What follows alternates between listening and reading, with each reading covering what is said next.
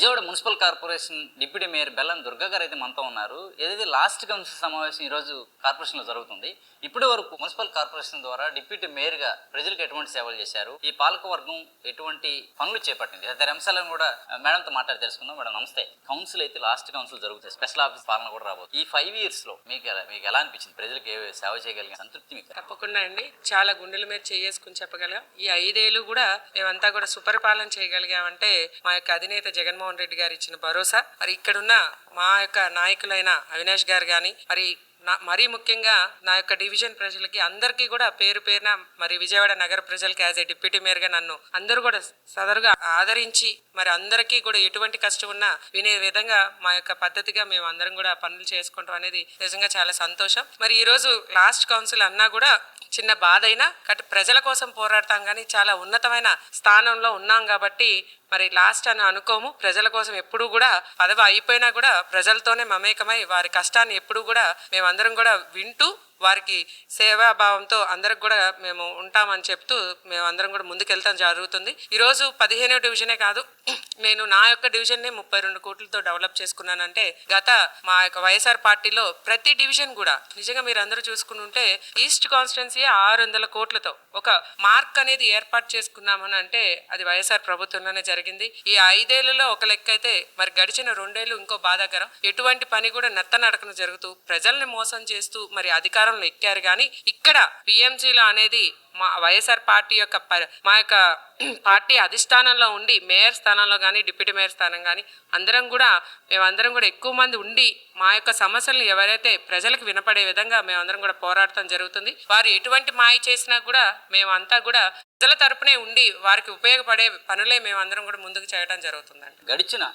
గత 3 ఏళ్లలో జగన్ వైసీపీ అధికారంలో ఉన్నప్పుడు మీ ఇక్కడ పాలకవర్గం ఏర్పడింది. ఇప్పుడు నిధుల శాంక్షన్ ఎలా ఉండేది? ఆఫ్టర్ కూటమి ప్రభుత్వం వచ్చినాక మీకు నిధుల శాంక్షన్ ఎలా అంటే ప్రతిపక్ష పార్టీ ఇక్కడ అధికారంలో మేయర్గా, మీ పాలకవర్గం ఇక్కడ పనుల నుంచి వస్తుంది. మీకు నిధుల సమీకరణ ఎలా జరుగుతుంది? ప్రభుత్వం నుంచి సహకారం అందుతుందా లేదా? అది చెప్పాలంటే నిజంగా ఈ రోజు మీరందరూ కౌన్సిల్ సమావేశంలో ఒక కాంట్రాక్టర్లు అందరూ కూడా చాలా బాధాకరంతో, ఎందుకంటే వాళ్ళకి బిల్స్ రాక వాళ్ళందరూ కూడా ఒక వినతి పత్రం కూడా ఈ రోజు మాకు లాస్ట్ కౌన్సిల్ అని ఇవ్వటం జరిగింది. అంటే ఈ గత 2 ఏళ్ళు కూడా ఒక్క పని కూడా చేయకోకుండా డబ్బులు లేవు అని ఈ రోజు కాంట్రాక్టర్లందరినీ కూడా మీరు మీడియా ద్వారా ఒకటి చెప్పగలుగుతున్నాం. చాలా బాధాకరంగా, ఎందుకంటే ఏదో ఒక చిన్న పని చేసుకుంటే డబ్బు వస్తుంది విఎంసీ ద్వారా మంచిగా ప్రజలకి వాళ్ళకి ఉపయోగపడాలి. మేము కూడా ఒక ఫ్రెండ్లీ నేచర్తో కాంట్రాక్టర్తో గత 3 ఏళ్ళు కూడా వాళ్ళు ఎటువంటి ఇబ్బంది కూడా ఏ రోజు కూడా వినతి పత్రం ఇవ్వాలి. కానీ ఈ రోజు స్పందనలో ఇచ్చి విసుగు చెంది లాస్ట్ సమావేశం మా గోడు కూడా వినండి, మా గోడు బయటికి చెప్పండి అనే విధంగా కాంట్రాక్టర్లు వచ్చారంటే మరి ఈ పరిపాలన,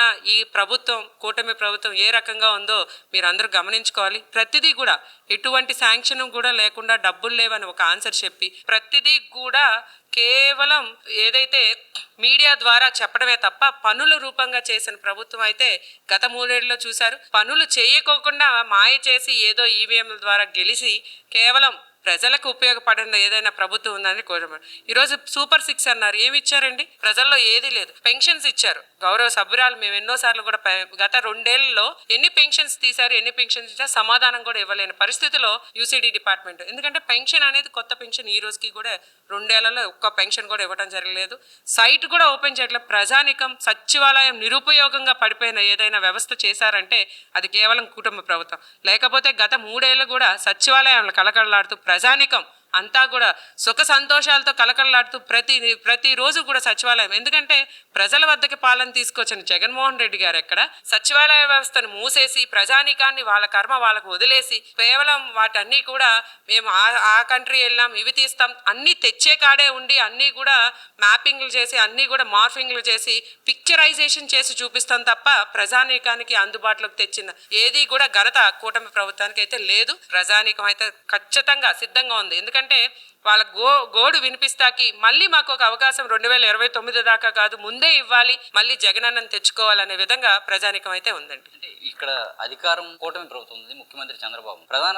ఇక్కడ మేయర్ గా ఉన్నటువంటిది ఏమో వైఎస్ఆర్సీపీ వర్గం ఉన్నారు మేయర్, కానీ ప్రధాన ప్రతిపక్షంగా టీడీపీ. వాళ్ళ నుంచి ఎటువంటి సహకారం ఉంటుంది మీకు? కొన్ని విషయాలు అభివృద్ధి పనుల విషయంలో వ్యతిరేకిస్తున్నారా? మీతో కలిసి ఏకీభవిస్తున్నారు? మేము ఏది చేసినా ఇక్కడ ఏదైతే కౌన్సిల్ ద్వారా ఇప్పుడు పీపీపీ మోడ్ ఉందండి. మీరు గత కౌన్సిల్లో మీడియా మిత్రులందరూ కూడా గమనించుంటారు. దేనికండి పీపీపీ మోడ్ ఎన్ని కోట్లండి 300-400 కోట్లతో మరి పీపీపీ మోడ్ పెడతాం. ప్రతిదీ కూడా ప్రైవేటీకరణ, మెడికల్ కాలేజ్ ప్రైవేట్గా అన్నీ కూడా మేము వ్యతిరేకించేసరికి వారికి ఎటువంటిది లేక ఈరోజు పీపీపీ మోడ్ని విఎంసీ మేము రద్దు చేస్తే వాళ్ళు జీవో తెచ్చుకుంటున్నారు. అంటే వాళ్ళు మేము ఒక అడ్డుగా వాళ్ళకి కనపడుతున్నాం. ఎందుకంటే వాళ్ళు చేసే తప్పుని ప్రతిదీ కూడా ఖండించుకుంటూ పోతూ ఉన్న మా యొక్క పాలక మండలిని చూసి మరి ప్రతిపక్షాలు ఎప్పుడు కూడా బాధపడే విధంగా ఈరోజు వాళ్ళు చేస్తున్న చర్యలు అయితే కనపడుతున్నాయి. తప్పకుండా బుద్ధి చెప్పే రోజులు ఉన్నాయి. మళ్ళీ వైఎస్ఆర్ పార్టీ వస్తుంది. జగన్మోహన్ రెడ్డి గారి యొక్క పరిపాలన ఆంధ్ర రాష్ట్రంలో ప్రతి ఒక్కరు ఎదురు చూసే విధంగా అందరూ కూడా ఉన్నారంట. ఇక్కడ తీసుకుంటే విజయవాడలో వంగవీటి మోహన్ రావు గారి విగ్రహానికి చర్చ ఈ రోజు ప్రధానంగా జరిగింది. దాన్ని ఏర్పాటు చేయడం కూడా మీ ఆధ్వర్యంలో జరుగుతుంది కాబట్టి దీని పట్ల మీరు ఎలా ఫీల్? ఎప్పుడు కూడా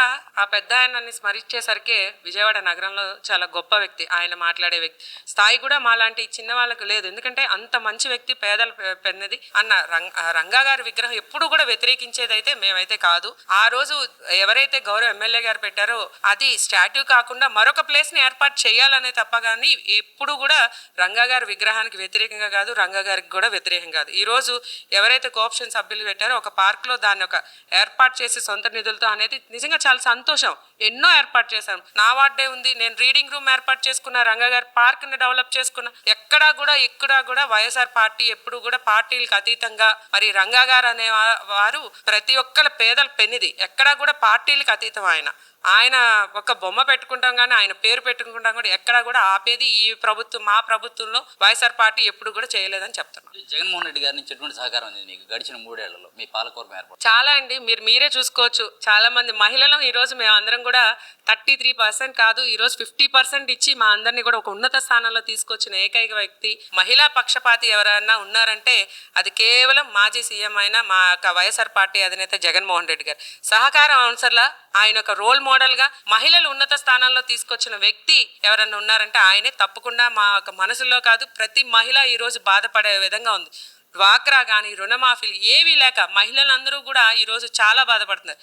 మీరు గమనించుంటారు, గత 5 ఏళ్లలో కూడా ఏ పథకం ఇచ్చినా, ఆఖరికి ఇళ్ల పట్టా ఇచ్చినా మహిళే ఇంటికి పెద్ద అనే విధంగా ప్రతి పథకం మహిళల అకౌంట్లో, ఇళ్ల స్థలం కూడా మహిళల పేరు మీద రిజిస్ట్రేషన్ ఏకైక వ్యక్తి ఎవరైనా ఉన్నారంటే అది జగన్మోహన్ రెడ్డి గారు. ఇప్పుడు పాలకవర్గం అయిపోయిన తర్వాత స్పెషల్ ఆఫీస్ పాలన రాబోతుంది. ఆ అంశం పక్కనే ప్రజల్లోకి వెళ్ళి ఏ విధమైన కార్యక్రమాలు చేయబోతుంది? మళ్ళీ గడిచిన 3-5 ఏళ్లలో మీరు చేసిన పనులు చెప్పడమే కావచ్చు, ఒకటి కావచ్చు, ఎన్నికలు జరగబోతున్నాయి కాబట్టి స్థానిక సంస్థలు ఎన్నికలు జరగబోతున్న తరుణం మీరు ఏ విధంగా ప్రజల మధ్యకి వెళ్ళి ఏం చెప్పారు? తప్పకుండా అండి, మాకు ఆ దమ్ము ధైర్యం ఉంది. వైఎస్ఆర్ పార్టీ ఎప్పుడు కూడా గుండె నిండా ధైర్యం ఇచ్చి పంపింది. ఏంటంటే మేము చేసుకుంది చెప్పగలం. ఎందుకంటే ఎక్కడా కూడా మేము చేస్తాము చేయలేదు అనేది ఎక్కడా కూడా లేదు. చేసింది చెప్పుకోలేక ఈరోజు జగన్మోహన్ రెడ్డి గారు కొంచెం వెనకబడ్డారే కానీ ప్రతి విషయం చెప్తే పేజీలు కాదు, నోరు నొప్పి ఇచ్చే విధంగా ప్రతి పథకం కూడా ఉంది. ప్రజానికానికి వెళ్తుంటే వాళ్ళ గోడు మేము చెప్పే లోపల వాళ్ళే చెప్తున్నారు. జగనన్న ఎప్పుడు వస్తారు అని చెప్పే విధంగా మేము చేసిన పనులు కూడా ఈరోజు విజయవాడకి ఒక మార్క్ రిటైనింగ్ వాల్ కానీ మరి ఏది చూసుకున్నా ఒక హైవే కానీ మనకి ఈరోజు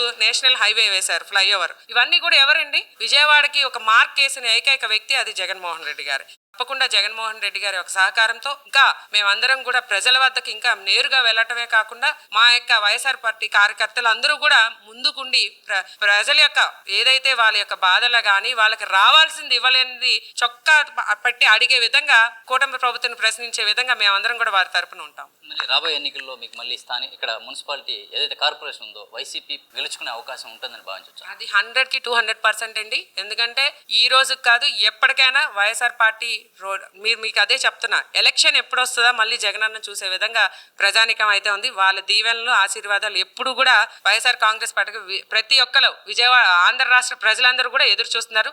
దాని రిజల్ట్ 2029 కన్నా ముందే చూసే విధంగా మీ మీడియా మిత్రులు చూస్తారు. ఏదైతే విజయవాడ డిప్యూటీ మేయర్గా తనైతే సంతృప్తికరంగా ఉన్నానని, అయితే ఈ కూటమి ప్రభుత్వం ఏర్పాటైనాక మాత్రం నిధుల శాంక్షన్ విషయంలో చాలా ఇబ్బందులు ఎదురవుతున్నాయని, అభివృద్ధి పనులకు ఆటంకాలు ఏర్పడుతున్నాయని స్పష్టం చేస్తున్నారు. ఇదే సందర్భంలో మళ్ళీ ఎలక్షన్స్ జరిగితే ఖచ్చితంగా మున్సిపాలిటీని కార్పొరేషన్ని మళ్ళీ వైసీపీ కైవసం చేసుకోవడం ఖచ్చితంగా జరుగుతుందని అయితే స్పష్టం చేస్తున్నారు, ధీమా కూడా వ్యక్తం చేస్తున్నారు. ఇదే సందర్భంలో ప్రజలు కూడా ఎదురు చూస్తున్నారని జగన్మోహన్ రెడ్డి గారి కోసం.